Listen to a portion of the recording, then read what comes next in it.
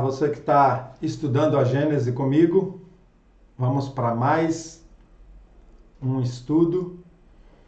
No último vídeo a gente já começou esse subtema, aparição de Jesus após a morte. Já temos um vídeo iniciando esse tema dentro dos milagres do Evangelho, dentro do tema maior, né? Vamos continuar lendo partes do Evangelho. Foram muitas passagens que citou essa aparição de Jesus. Muitas passagens que citaram essa aparição de Jesus. E nós vamos dar continuidade no item 58, né? Capítulo 15. Vamos pegar aqui uma parte agora de Tomé. Tomé que não quis acreditar, só acreditaria se tocasse as feridas, não era nem se olhasse, se visse, né? Então vamos lá, nesse item 58. Ora, Tomé, um dos 12 apóstolos, chamado Dídimo, não se achava com eles quando veio Jesus. Essa palavra Dídimo, Tomé ficou conhecido como Dídimo. E Dídimo no aramaico significa gêmeo. Interessante que não tem nenhuma passagem que cita que Tomé foi gêmeo de alguém. É como se a gente chamasse alguém agora pelo apelido de gêmeo, esse Dídimo. Então eles não estavam com os apóstolos quando Jesus veio. E os outros discípulos então lhe disseram: vimos o Senhor.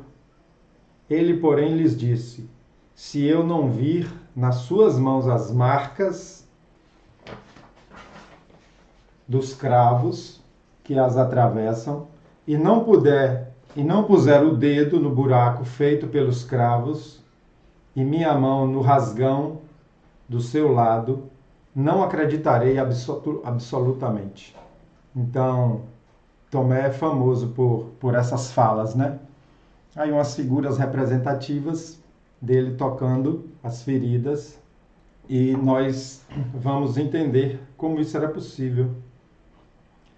8 dias depois, estando ainda os discípulos no mesmo lugar e com eles Tomé, Jesus se apresentou, achando-se fechadas as portas e, colocando-se no meio deles, disse-lhes: a paz seja convosco. Olha o detalhe aí de que eles estavam reunidos, porém a porta estava fechada. E mesmo assim Jesus apareceu. Né? Significa que não foi um corpo carnal que entrou. Essa figura da esquerda até representa lá as portas e as janelas fechadas. Porque depois que Jesus morreu, os apóstolos ficaram com muito medo da perseguição e ficaram fechados. Eu imagino que esse foi um dos motivos de Jesus buscar Paulo para a divulgação do Evangelho. Disse em seguida a Tomé: põe aqui o teu dedo e olha minhas mãos, estende também a tua mão e mete-a no meu lado, e não sejas incrédulos, mas fiel. Tomé lhe respondeu: meu Senhor e meu Deus. Jesus lhe disse: tu creste, Tomé, porque viste. Ditosos os que creram sem ver. João, capítulo 20, versículo de 24 a 29. Então, ditosos, felizes, né? São aqueles que creram sem ver. Eu poderia comentar já a parte do fenômeno mediúnico, né, para isso acontecer, que é a materialização, mas vamos lá na frente que logo aqui vai estar os comentários, né, dos espíritos. Jesus também se mostrou depois aos seus discípulos à margem do mar de Tiberíades, mostrando-se desta forma: Simão Pedro e Tomé, chamado Dídimo, Natanael, que era de Caná, na Galileia, os filhos de Zebedeu e 2 outros de seus discípulos estavam juntos. Disse-lhe Simão Pedro: vou pescar. Os outros disseram: também nós vamos contigo. Foram-se e entraram numa barca, mas naquela noite nada apanharam. Foi aquela passagem em que saíram para pescar e nada apanharam. Um detalhe aqui que a gente tem que observar é que Jesus fazia essas aparições surpreendentes e depois desaparecia, não ficava no meio deles. Mais uma evidência de que ele não estava andando por aí com seu corpo carnal, não estava de novo em vida na carne. Ele aparecia de repente e desaparecia. Então, continuando aqui, botar uma figura aqui representativa desse momento. Ao amanhecer, Jesus apareceu à margem. Quer dizer, olha, na noite eles chegaram sem pegar peixe nenhum. Ao amanhecer, Jesus apareceu à margem sem que seus discípulos conhecessem que era ele. Outro detalhe, várias vezes Jesus aparecia e fazia questão de não ser reconhecido. E a gente sabe que isso aí basta alguma transfiguração na aparência, no perispírito, para não ficar reconhecido. Disse-lhe então: filhos, nada tendes que se coma? Responderam-lhe: não. Disse-lhes ele: lançai a rede do lado direito da barca e achareis. Eles a lançaram logo e quase não puderam retirar, tão carregada estava de peixes. Então o discípulo a quem Jesus amava disse a Pedro: esse discípulo que Jesus amava, a gente conhece isso como o mais amado, né? João. Mas Jesus amava igual, né? João era aquele que mais aproximava da sintonia, né? Então, eu acredito que era João, disse a Pedro: é o Senhor. Simão Pedro, ao ouvir que era o Senhor, vestiu-se, pois que estava nu, e se atirou ao mar. Aos outros discípulos vieram com a barca e, como não estavam distantes da praia, mais de 200 côvados, puxaram daí a rede cheia de peixes. Côvados é uma medida de distância, né? Eu fui olhar, inclusive está aí na notinha embaixo, numa notinha embaixo. Côvado é uma medida de distância que equivale a 66 centímetros, então 200 côvados, 132 metros. A barca estava já da areia e eles arrastaram a barca. Depois disso, ele os conduziu para Betânia e, tendo levantado as mãos, os abençoou, e tendo-o abençoado, se separou deles e foi arrebatado ao céu. Ó, arrebatado ao céu. Quer dizer, Jesus sumiu.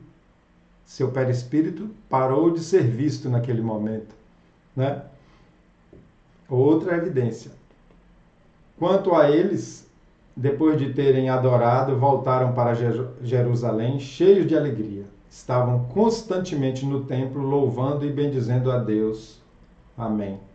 Lucas 24, 50 a 53. No fenômeno dos peixes, que a gente já estudou lá atrás, você viu que reconheceram Jesus só depois que puxaram a rede, foi que João olhou e falou: é o Senhor. E um detalhe, essa multiplicação dos peixes, Jesus já estava desencarnado. Eu nunca tinha observado isso. Ele não fez isso encarnado, ele já estava desencarnado. E a gente estudou como sendo a dupla vista. Mesmo em espírito, mesmo se apresentando com o perispírito, ele na dupla vista viu o cardume de peixe. Ele não multiplicou os peixes, ele viu o cardume de peixe. É o que a gente deduz. Pode ter sido que ele também, por alguma capacidade dele, atraiu os peixes. E naquele momento ele só falou: jogue a rede do lado direito. Então aqui a gente concluiu todas as passagens que Kardec quis mostrar né, passagem do Novo Testamento do Evangelho. Agora os comentários, no item 61. Todos os evangelistas narram as aparições de Jesus após sua morte, com circunstanciados pormenores, quer dizer, com detalhes. É uma das poucas passagens que os 4 falaram nisso, né? Com circunstanciados pormenores que não permitem se duvide da realidade do fato, porque foram relatadas com pormenores, né? Elas, aliás, se explicam perfeitamente pelas leis fluídicas e pelas propriedades do perispírito.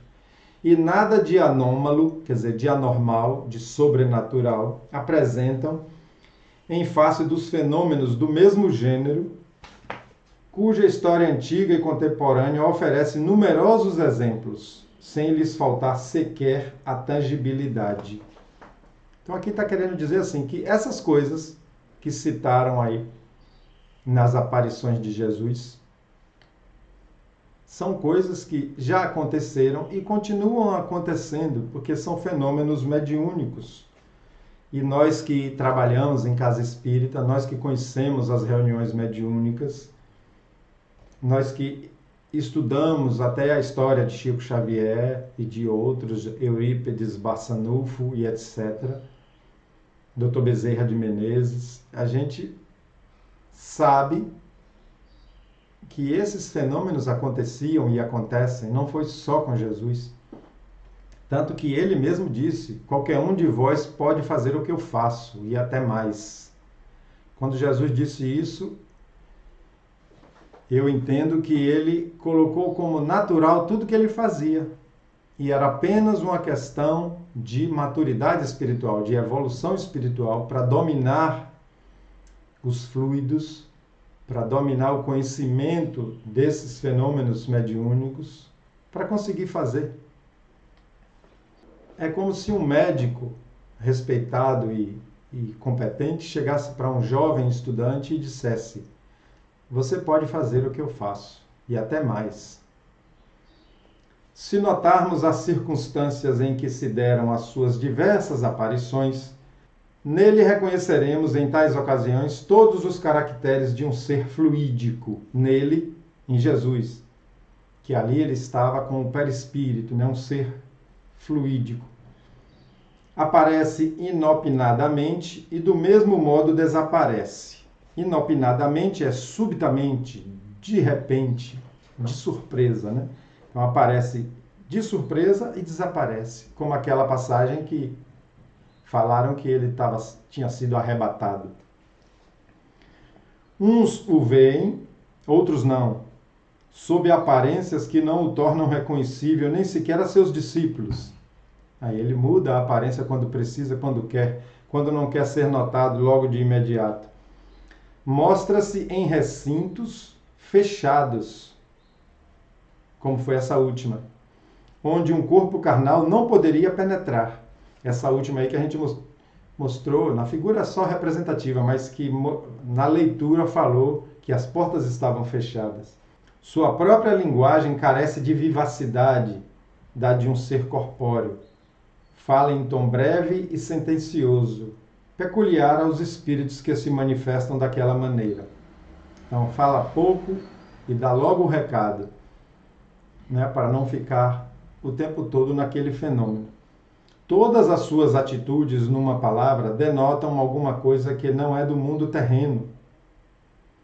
Sua presença causa simultaneamente surpresa e medo. Ao vê-lo, seus discípulos não lhe falam com a mesma liberdade de antes. Sentem que já não é um homem, quer dizer, um homem encarnado. E é verdade, na maioria das passagens mostra susto, medo, né? Um medo misturado com alegria, com surpresa, com entusiasmo. Quase todas as passagens mostram isso. Jesus, portanto, se mostrou com seu corpo perispirítico, que explica que só tenha sido visto pelos que ele quis que o vissem. A gente também estudou esse fenômeno, quando o espírito só permite ser visto por aqueles que ele quer que o veja. Se estivessem com seu corpo carnal, todos o veriam, como quando estava vivo, ignorando a causa originária do fenômeno das aparições, seus discípulos não se percebiam dessas particularidades, a que provavelmente não davam atenção. Não davam atenção a essas evidências que a gente comentou. Não raciocinava. Nossa, ele entra com a porta fechada, ele aparece e desaparece, porque eles estavam tão encantados, tão extasiados com a verdade de que Jesus não morreu, que Jesus continuava vivo mesmo depois da crucificação, mesmo depois de enterrado, que eles não observavam isso. Também não se conhecia de mediunidade, não se conhecia de fenômeno, não se conhecia de fluidos, não se conhecia de perispírito, de nada disso. Não ia despertar nele a atenção, como a gente aqui que já estudou esses fenômenos, como foi Kardec, que estava estudando isso lá no século XIX. Desde que vinham o Senhor e tocavam, haviam de achar que aquele era o seu corpo ressuscitado. Então eles pensavam que era o corpo ressuscitado, por isso que disseram isso. Por isso que disseram. Essa falta de conhecimento desses fenômenos na época fez com que Jesus dissesse que ele não pôde dizer tudo, porque não entenderíamos, né? E que enviaria um novo Consolador para dizer as coisas que ele não pôde dizer. E eu entendo que são esses fenômenos que na época, essas revelações da vida natural do Espírito, que na época não adiantava falar. Não é isso? Então ele sabia que o trabalho tinha que continuar a depender do momento intelectual da humanidade, do momento científico da humanidade, do momento propício para falar dessas coisas, que foi justamente no século XIX, no Iluminismo, quando a ciência começou a provar coisas, a estudar energias, estudar magnetismo, e num centro intelectual do mundo, que era a França na época. Ao passo que a incredulidade rejeita todos os fatos que Jesus produziu, por terem uma aparência sobrenatural, e os considera, sem exceção, lendários, o Espiritismo dá explicação natural à maior parte desses fatos. As pessoas que são muito materialistas e que dão valor extremo à ciência, negam as coisas sobrenaturais, principalmente quando a ciência prova certas coisas impossíveis, como a Arca de Noé, Adão e Eva como iniciadores da humanidade, a Terra redonda. Quando a ciência prova, a pessoa que já é racional e materialista tende a desprezar os evangelhos, desprezar as histórias de Jesus, né? E tratar aquilo como religiosidade fanática, a tratar aquilo como coisa de gente ignorante. A verdade é essa. Já os religiosos acreditam por acreditar, uma fé baseada apenas na simples questão de acreditar por dogma. Tem que se acreditar e pronto. No meio desses dois, não sei se no meio ou à frente, veio a revelação dos espíritos, que entende a ciência e entende os religiosos. E dá a explicação, além da ciência materialista, dá a explicação com a ciência espiritual, que certamente vai ser provada pela ciência material, do mesmo jeito que a ciência conseguiu provar a existência do ultrassom, do raio-x, da eletricidade, do magnetismo, inclusive do magnetismo humano, ela vai chegar. Porque a ciência é apenas os homens estudando as leis naturais. Vai chegar sim no reconhecimento do perispírito. Vai chegar sim no entendimento da reencarnação. Já tem até estudos, por incrível que pareça, quase todos nos Estados Unidos, sobre reencarnações. Tem um livro chamado assim, Reencarnações, de Ian Stevenson, que é um livro totalmente feito dentro de uma universidade, esqueci agora qual é, americana, como pesquisa científica. Continuando. Prova a impossibilidade deles prova a possibilidade deles, não só pela teoria das leis fluídicas, como pela identidade que apresentam com análogos fatos produzidos por uma imensidade de pessoas nas mais vulgares condições. Então, quem prova é o Espiritismo, prova a possibilidade deles. E o Espiritismo, quando a gente diz que também a ciência é uma ciência espiritual, Kardec usou métodos vigente na época, como a observação e a repetibilidade. Ele tinha múltiplas fontes desses fenômenos, dessas informações que ele comparava e poderia repetir o fenômeno, que é uma condição básica da ciência, repetir o fenômeno nas mesmas circunstâncias, né? Então Kardec era cientista. Por serem, de certo modo, tais fatos do domínio público, eles nada provam, em princípio, com relação à natureza excepcional de Jesus. Aí tem essa notinha 178, que eu vou ler ela em parte, que eu vou ler rápido. Os inúmeros fatos contemporâneos de cura, aparições, possessões, dupla-vistas e outros que se encontram relatados na Revista Espírita e lembrados nas observações acima, oferecem, até quanto aos pormenores, tão flagrante analogia, né, em comparação, né, com os que o Evangelho narra, que ressalta evidente a identidade dos efeitos e das causas. Não se compreende que o mesmo fato tivesse hoje uma causa natural e que essa causa fosse sobrenatural outrora, diabólica com uns, quer dizer, para uns, divina com outros. Se fora possível pô-los aqui em confronto uns com os outros, a comparação mais fácil se tornaria. Não o permitem, porém, o número deles e o desenvolvimento que a narrativa reclamaria. Então, nessa notinha, Kardec está mostrando que fenômenos que aconteceram, que estão relatados na Revista Espírita, que acontece até hoje, mostra que eram fenômenos naturais, esses ditos milagres, né? Vamos aqui, 63. O maior milagre que Jesus operou, o que verdadeiramente atesta a sua superioridade, foi a revolução que seus ensinos produziram no mundo, malgrado a exiguidade dos meios de ação. Esse termo, malgrado a exiguidade, significa apesar dos limitados, apesar dos poucos recursos que Jesus tinha, ele passava a mensagem de uma forma que ela não morreria jamais. Apesar do pouco meio de comunicação, da pouca credibilidade que se dava, né? Não tinha meio de comunicação nenhum como a gente tem hoje. Eram cartas ou pessoalmente.